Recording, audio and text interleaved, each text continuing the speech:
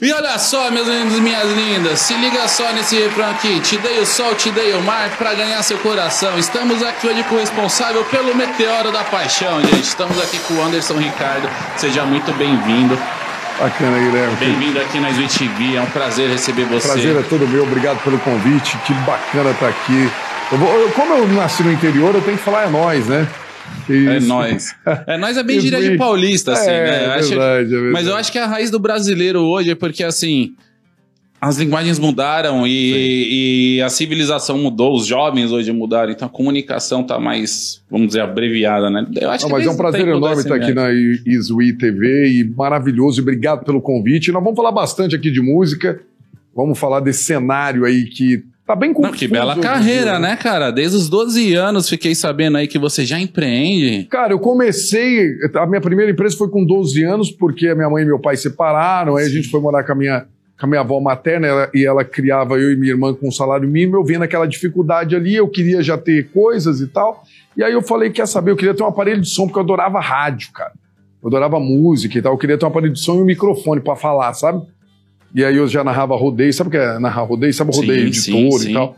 E aí foi quando eu abri minha primeira empresa, vendia desinfetante de porta em porta nas casas. Eu mesmo fabricava desinfetante. Isso antes do narrador de rodeio, antes... 12 anos ali eu já meio que narrava rodeio também, mirim, né? Que narrava os moleques no carneiro, sabe o rodeio de carneiro? Aí depois disso eu abri minha primeira empresa, com 16 anos eu entrei em rádio. Então, essa que eu queria entrar agora. Como foi ali, né, a sua relação lá atrás do Anderson com a música, né?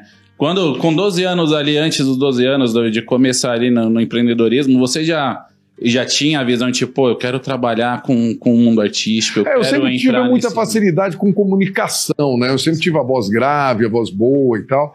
Então eu queria trabalhar com isso já. Comunicar, falar, achava legal e tal. Aí eu comprei um microfone sem fio, que ele interferia na televisão dos vizinhos. Aí eu entrava e falava, muito boa noite, estamos aqui começando para falar nessa noite para você de amor, igual falava o povo da rádio. Então aí com 16 anos eu entrei na rádio. Que legal. Com 17 anos eu coloquei uma meta que eu queria até 30 anos conquistar R$1 milhão. Aí eu fui embora com um caminhoneiro, fui parar lá em Goiás, pegar uma carona com o caminhoneiro. Saiu de mochila nas costas. Fui parar em Goiás, trabalhei em várias rádios, até que com 25 anos de idade eu tomei a decisão de sair de rádio e trabalhar vendendo show de prefeitura em prefeitura. Aí foi assim que uma prefeita falou pra mim, não, porque eu queria um show aqui de um menino, um tal de gurizinho, que tá tocando uma musiquinha no YouTube e tal. Aí foi quando eu pesquisei a música no YouTube. E agora vem o segredo. Aí cheguei até a família do Luan, o pai dele me convidou para ir para Campo Grande, no Mato Grosso do Sul, depois para começar a empresariar. E em 2007 eu comecei a empresariar o Luan e fiquei com ele até 2014. Então, para você ver ali da divulgação de eventos, da venda ali de shows para a prefeitura e tal, você ouviu... É que eu sempre gostei muito de venda, né? Eu gosto de duas coisas. A minha vida hoje é comunicação e venda. Então eu adoro falar e tal, contar história. E essa questão hoje que todo mundo está falando, eu vi até que virou uma profissão, storytelling, uma pessoa que escreve textos. Escreve e tal. Toda a vida eu fiz isso. Então eu adoro escrever história, falar de história e tal. Por exemplo, tem uma história super interessante que eu trabalhava na rádio e tinha a carta do ouvinte. Na carta do ouvinte, tinha os ouvintes que mandavam as cartas, mas não era todo dia que vinha carta. E a maioria das vezes não era aquela história que ia impactar as pessoas. Então eu escrevia essa história. Sabe o que você escreve a carta do ouvinte, aquele negócio legal e tal. E aí eu sempre gostei de escrever história. E aí foi quando eu comecei a empresariar o Luan ali em 2007, após as rádios, e comecei a ter várias ideias. E criar e tal. Aí eu criei um método que chama MDP, que é a multiplicação da presença, que eu aplico hoje na minha vida e aplico para todos os meus alunos. O que é a MDP? É você botar movimento na sua vida. Sim. E hoje, com as redes sociais, mais do que nunca, está funcionando muito bem. Que é você mostrar movimento. Eu costumo dizer que água parada só dá dengue. Então, se você quer ser um artista ou você quer ser um profissional que tenha visibilidade na internet, o que você precisa fazer? Botar movimento. E quanto mais movimento que você bota, mais coisa você faz, mais pessoas você conhece, em mais ambientes diferentes você está, mais perto de fazer um bom network, sim, de crescer na vida você está. Um exemplo é o que você comentou, né, da descoberta do Luan, assim, você já estava ali no ramo, oferecendo shows, artistas, lidando, ouviu um rumor, ouviu uma solicitação de alguém e falou, pô, quem que é esse menino? Foi atrás de ver, ouviu o potencial, o Glank, ele tinha e realmente foi um tiro certo, porque, poxa, o Meteoro da Paixão, cara, foi hino nacional, assim, por longa data, saca? Tipo... exatamente. A Meteoro, que é uma composição do Sorocaba, da dupla Fernando Sorocaba, que eu fiquei com o Luan em 2007. Toda a música que a gente gravava... E a primeira do YouTube que você viu não era essa? Não, era Falando Sério. Falando Sério. É. E ele tava tocando, tipo, num barzinho ou ele tava gravando em casa? Foi uma festa, assim, de família. Pô, e aí você entrou em contato com a família e falou, pô, cara, deixa eu trabalhar esse menino, que eu acho que ele tem um... Foi, eu contratei um show, essa prefeita que me indicou ele, comprou um show dele lá em Mineiros, onde eu morava, em Mineiros de Goiás. Legal. E aí foi quando eu conheci ele, a família. Depois eu deixei todas as minhas coisas que eu tinha, peguei todo o dinheiro que eu tinha ganhado até então, que era 50 mil na época, investi nele e comecei o trabalho, em 2008. Aí, final de 2008, começo de 2009... a gente muda para Londrina, porque o Sorocaba morava lá e ele já tinha dado essa música pro Luan e ele veio para a sociedade.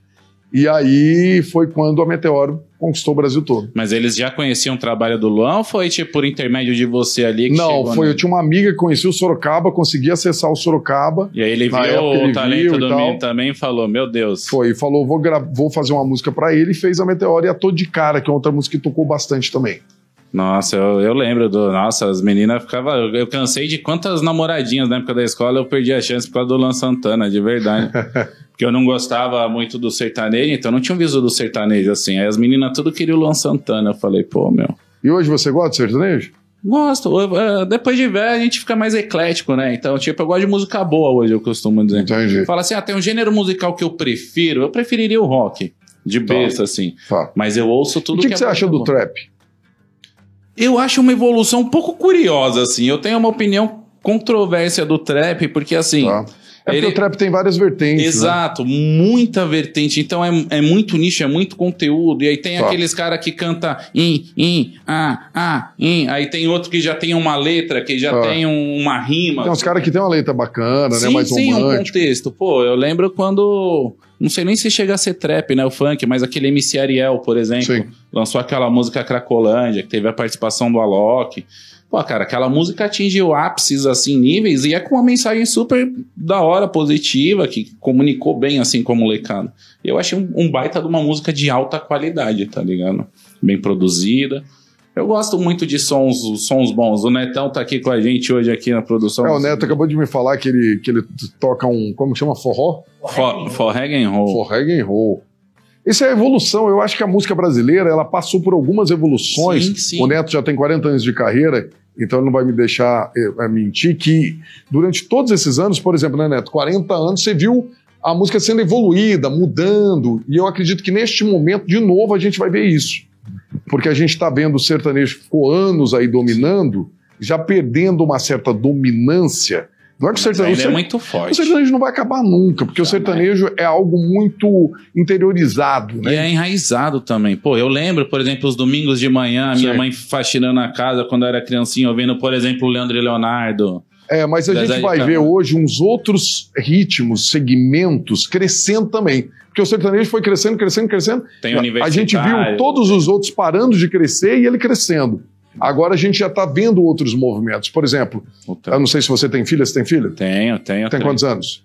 10, 9 e 5. O de 10 ouve música? Coreano, tudo coreano. Adoro os coreanos, sabe o nome de cada coreano. Eu com 10 anos de idade ouvia sertanejo. Você acabou de falar que você com 10 anos ouvia sertanejo. Então a galera agora de 13, 14 anos, muito difícil você achar alguém que está ouvindo sertanejo. Ele está ouvindo outros segmentos. Então por isso que eu acredito que outros segmentos vão vir agora e vão crescer. E se o sertanejo, né, ele tem aquela pegada já do universitário, que também fez um sucesso e faz... Que foi a evolução do sertanejo lá, né? Isso mostrou uma versatilidade do sertanejo, assim, porque, por exemplo, vamos supor que o maior mercado hoje, assim, fora o gospel, seja o pop, certo? E o sertanejo em si, um artista sertanejo, no caso um Luan Santana, por exemplo, né? Hoje ele não teria dificuldade de migrar do sertanejo que ele tinha, tipo, por um som mais pop, por um ritmo mais pop, para voltar a atingir gente. Porque o sertanejo tem essa flexibilidade. Uma coisa que se ele fosse, sei lá, acho que de um hip hop, ele já não conseguiria entrar, né? Eu acho bem legal. E vamos falar agora, a gente falou, cara, um pouquinho dessa história com o Luan, que foi sensacional. Você tem alguma história engraçada, algum perrengue, assim, de show, de produção, que você queria compartilhar? Cara, tem vários. Quando você está começando, principalmente no interior do Brasil, você vive muitas coisas assim. Por exemplo, eu cheguei no Luan em lugares que não tinha palco para fazer show. Eu já fiz show com o Luan debaixo de um pé de árvore, pé de manga, que só tinha uma luz assim, com as fãs reclamando que as formigas estavam subindo na perna delas. Já fiz show com o Luan com 7 pagantes. Chegando num lugar e tinha 7 pessoas lá. Então encontra bastante coisa, principalmente no interior aí do país.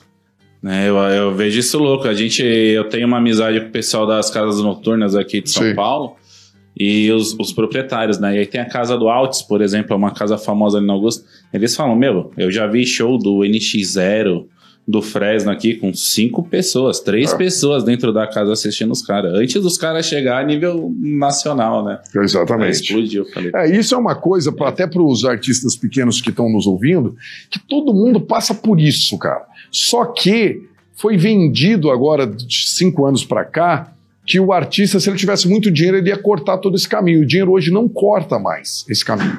Por quê? Porque, cara, o povo tem que abraçar. E hoje em dia, a pessoa te ouvir nas plataformas e ir no seu show são 2 movimentos completamente diferentes. Sim. Porque o primeiro movimento, eu posso estar sentado aqui no ar-condicionado ouvindo o cara. Posso gostar dele. Agora, eu pegar minha esposa, tirar um dia, ir num show que tem a ação de sair da minha casa, de pegar o carro, de ficar na fila. De galera e tal, eu tenho que estar muito conectado com esse artista. Então, ele tem que ter mais do que me conectado só com a música. Por isso que hoje a galera que não entender isso não vai conseguir fazer sucesso, é que o artista também tem que ser influência. Por quê? Através da influência que ele provocar em mim com os conteúdos dele, com a verdade dele, pode me ligar aquela chavinha na minha cabeça e falar, cara, eu quero ir no show desse cara. Enquanto ele não conectar comigo, por isso que ele precisa ser influência. Porque ele tem que me influenciar a ponto de eu querer ir ver um show dele. Sim. Senão eu vou ficar só ouvindo em casa. Entendeu? Porque se eu for influenciado só pela música, eu vou ficar ouvindo ele no Spotify. E você hoje, né, como com todo o seu trabalho de agenciamento de carreiras, gerenciamento de carreiras, como você vê, né, as bandas hoje, muito artista principalmente, eles acham que, eu vou me garantir com o streaming aqui, o Spotify. Mas o mercado hoje de streaming, comparado ao das produtoras, antes você tinha uma produtora que ia te produzir, ia cuidar de você, ia fazer o seu merchan todo, ia te lançar no mercado. O Spotify, você acha que ele quebrou a barreira das produtoras, mas ele também meio que,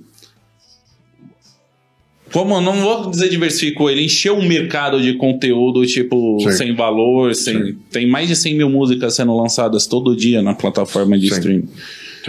Isso quer dizer que ficou mais fácil, né? As pessoas têm contato com a música, a pessoa lançar.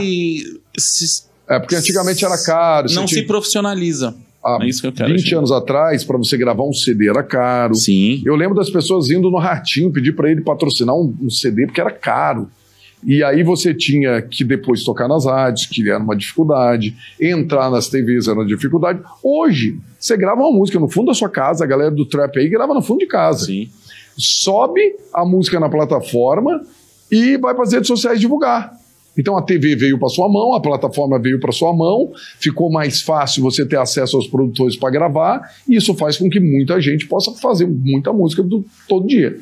Isso é bacana. Então você tem uma boa visão sobre as facilidades tecnológicas de hoje. Eu estudo então, você muito acha que é uma hoje. ferramenta. Eu estudo muito sobre música, estudo muito do que mudou, o que veio a funcionar, o que não funciona mais, e as formas de você também, fazer. Né? Porque é importante a gente estar sempre um passinho na Porque frente. Música é um mercado futuro. Se eu e você agora aqui fazer uma banda e gravar uma música, essa música ela vai precisar maturar, ela vai precisar ter um tempo, ela vai precisar ter uma divulgação. Então nós vamos estar plantando para colher daqui a alguns meses. E esse plantio pode ser que funcione, pode ser que não funcione. E aí o que o artista tem que fazer? Não pode desistir. Sim. Porque quanto mais você fazer, mais chance de chegar no sucesso você vai ter. Mais perto do seu propósito você vai ter, você vai estar gravando mais música, gravando mais conteúdo. Sim. E mais conteúdo, mais público, mais visibilidade. Por isso que nós estamos vendo e vamos ver cada vez mais influenciadores digitais, primeiro te impactando como influencer e depois te impactando como cantor. Depois lançando um beat, lançando um sucesso. Boa visão. E aí, quando você juntar os dois, as pessoas vão ter vontade de ir até o seu show. Uma curiosidade para iniciar esse primeiro bloco. Você toca algum instrumento? Você falou de Cara, bandas. não toco nada. Você não tem nenhum talento musical, não só o talento de conhecer o mercado, de entender. Eu também, eu não toco nada. Nem campanha eu toco direito.